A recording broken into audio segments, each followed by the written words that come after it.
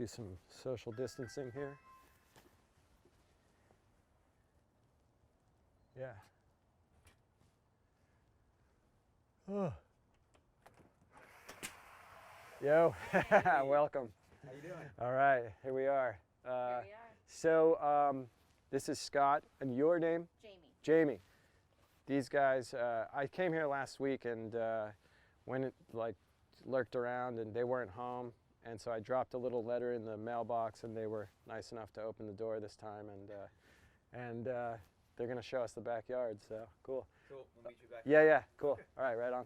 I have to admit, when I was here last week, I came into the back, I lurked around down, oh damn, look at that.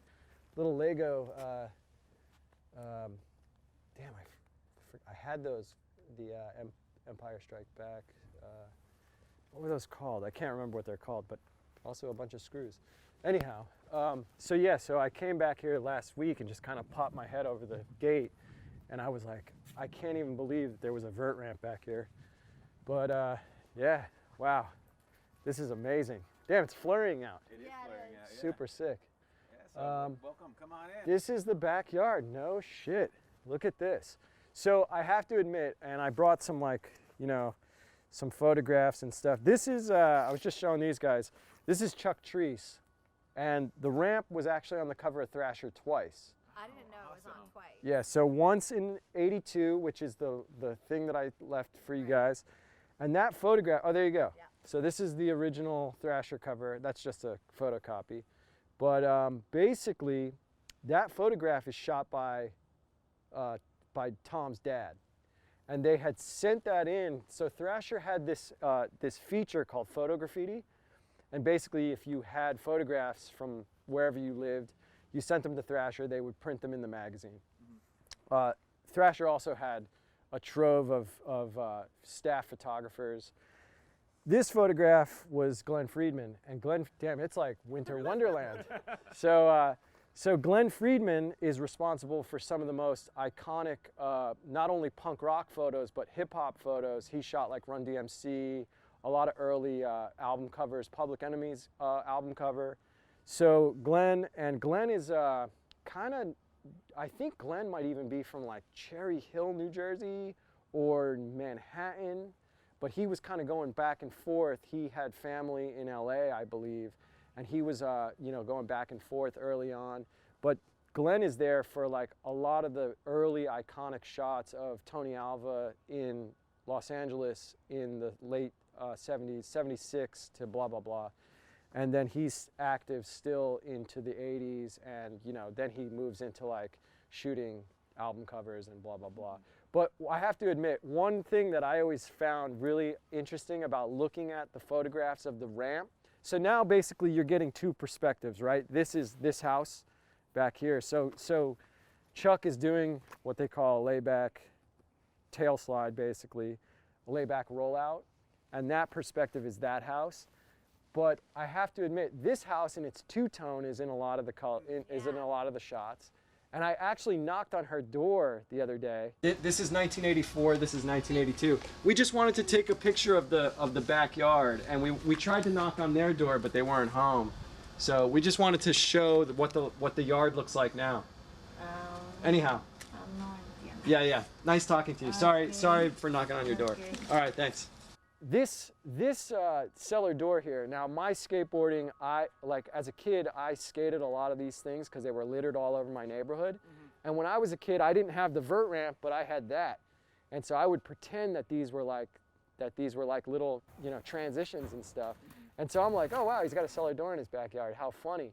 But in some of the photographs here, you see these guys kind of like using this little patio right here to I don't know, not really, I don't know if I have them, but there's like a bunch of dudes like hanging out right here. Oh, so here's the backyard, and there's that cellar door right there. So, and they have I guess that's the same deck. Yeah, it's got a nice shine on it there. Changed. Yeah. Minus the ramp.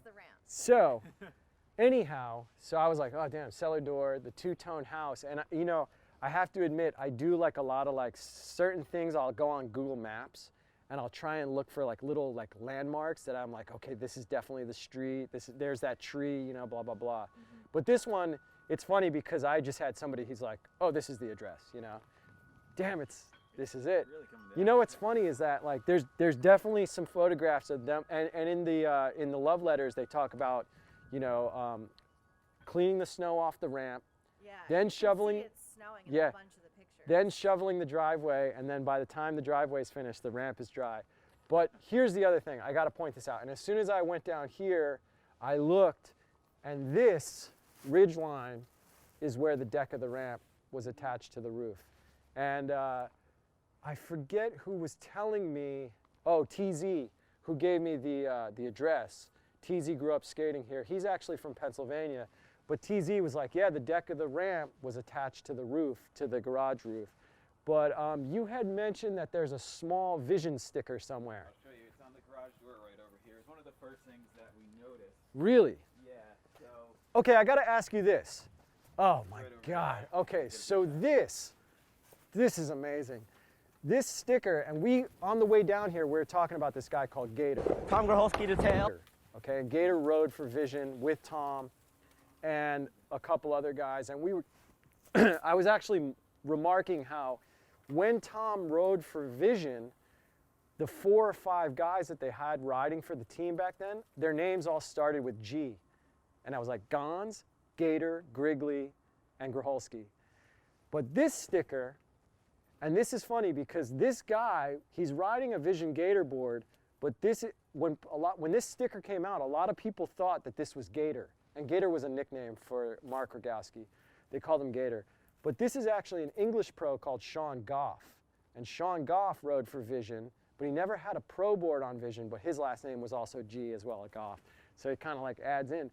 But this is insane because this is probably put here by Tom or who knows who. But that's like, I don't know. It's like going into the pyramids and finding like, you know, yeah. Or maybe not a hieroglyph, but like, I don't know, like some explorer came down there and, you know. But it's definitely cool. But that ridge line on the garage is crazy because, you know, that's, in terms of like petroglyphs, yeah, that's it. Like that's where the ramp was attached. if you look on the sidewall here too, there's 2 markings. Okay. I don't know Oh, if yeah. they're also attached Right. to this one board. Yeah. So I was also, and I'm not sure if you got the images, but that ramp, when it was originally in the park in Staten Island, it was a U. And so when they got the ramp, Bob Groholski, Tom's dad, basically chopped it, and they added what they call flat bottom. And so basically it made the space where you have enough time to basically set up for the next trick. Because on a U ramp like that, and those are obsolete, those had a very short period of time, but dudes back in the day would actually, that was kind of like a go-to thing, you know, where it was like, I mean, it's like caveman shit, you know, like, but yeah, so flat bottom got introduced, and I don't know who introduced flat bottom to skateboard ramp construction, but I'm just like thinking to myself, like, that's crazy. Monty Nolder was right there, you know. It's so weird to think that. I mean, you know, you get even like, I don't want to get grim, but when I go to Philadelphia, I go to to Benjamin Franklin's gravesite, and I'm like, damn, if you dig down 6 feet, He's there. there's his bones, you know. So if you go down through this door here, he'll lead you into a bedroom. Through the door. We think was Tom's bedroom. We think Oh, it's Tom's okay. room, but we're not sure. Yeah. You lead into the laundry room, and there'll be a door on your left that leads into the pool table room. Okay. And to the left of that is where the closet is. Okay. You'll see, it's the only closet in there. Okay. All right. Cool. Yeah. I won't touch anything. And yeah. Yeah, it's a big first step. Okay. Whoa. Trip out. All right. Trip out. Don't be a dick. All right. Cool. This is great. Don't be a dick. Okay. So, did you say into the laundry room? Yeah, so if you go into the laundry room, you'll see there's a door there. Just make a left. All right, cool. It'll lead you right into the room. All right. Wow, this is insane. Okay, oh my God, dude, this is insane. What the hell? This is the pool room. And apparently this came with the house. Damn, that's sick. All right, so now, all right, here we go. So this seems to be, and this is apparently, okay, so there's Exodus, Skate, damn, that's wild, Metallica, and here is I Hate Life. I think it says something like I'm moving to Virginia Beach. Skate shorts, long pants, damn, that's sick. Wow. So there's some Groholski graffiti. Insane. And what did he say? There's something, there's a sticker. Oh, okay. All right, this is amazing. So Tom rode for Tracker, and that's probably Tracker sticker put there by Tom. I can't really tell what that sticker is. But yeah, and then this seems to be some more stuff. I don't know what that says. Oh, I think it says California sucks. I was kind of thinking about calling this stuff backyard barge, even though that has like kind of like, you know, police, you know, you could barge it into somebody's backyard. But anyhow, yeah, the Lance one that I sent you was like totally random. Like we had thought that the house was empty. And that, did you guys watch that one? The Lance Mountain one? You sent me, yeah. Yeah. Yeah, lived across the street from Phil Spector. That one? Yes. Yeah, okay. Yeah. What you know about Phil Spector, right? Yes. Yeah. That's where the murder happened, or whatever. I shouldn't say murder, but whatever happened. Yeah. But man, Lance is like another kind of like iconic skate god, but definitely way more. I don't want to say accessible, but Lance had a very public career, whereas Tom's was like pretty obscure. But anyhow, yeah. So we did all that stuff really quickly, and you know, whatever. We'll let you guys get back inside. Again, thanks so much. Yeah, course, thank you yeah. for Yeah, coming by. super magical. Yeah, Thi- right. This might be Bob Groholski like sprinkling Yeah, right. pixie dust from the heavens. But What's the plan? I don't know, man. Go home and get a back rub.